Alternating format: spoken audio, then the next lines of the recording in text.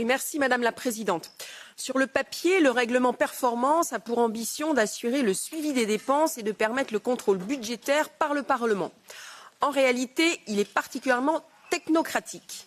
Dans le secteur de la pêche, chacun le sait, les défis sont immenses. Entre la volatilité des marchés, les tensions géopolitiques, les effets du changement climatique, les conflits d'usage, la concurrence parfois déloyale, nos pêcheurs évoluent déjà dans un environnement incertain et exigeant.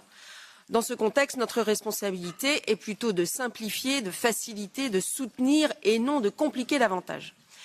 C'est pourquoi j'insiste sur un point essentiel. Ce règlement doit réellement améliorer l'accessibilité des fonds pour les bénéficiaires finaux. Il doit renforcer la compétitivité du secteur et permettre une utilisation plus efficace des ressources sans générer de charges administratives supplémentaires. Nous venons de participer à un débat sur la simplification. Si les panélistes prenaient connaissance de ce règlement, nul doute qu'ils s'en effraieraient. La performance doit rester un levier d'efficacité opérationnelle centré sur des résultats concrets et non devenir un mécanisme de contrainte abstraite, déconnecté des réalités de terrain.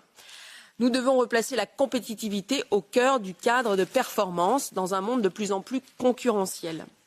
S'agissant du principe consistant à ne pas causer de préjudice important, sa suppression pour le secteur de la pêche serait pleinement justifiée. Pourquoi ?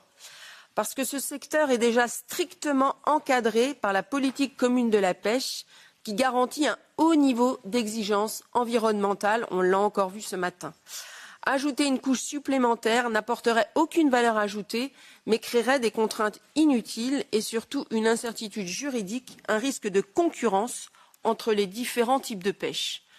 Concernant l'égalité de genre, bien entendu, cet objectif doit être soutenu, mais il doit l'être avec pragmatisme. Dans un secteur confronté à de fortes difficultés de renouvellement générationnel et d'attractivité, nous devons éviter toute approche rigide qui conduirait à exclure des projets pertinents sur les plans environnemental et social. La cohérence du texte est aussi une condition indispensable à sa réussite. L'alignement strict entre le règlement et son annexe 1, qu'il faut quand même lire, doit être garanti afin d'éviter toute divergence d'interprétation. La lisibilité est une exigence, notamment pour les bénéficiaires. Dans cet esprit, les priorités liées à l'action climatique et aux objectifs environnementaux devraient, de mon point de vue, être clarifiées. Fusionner les dimensions d'atténuation, d'adaptation et de résilience dans une seule approche cohérente permettrait aussi une mise en œuvre plus simple et plus efficace.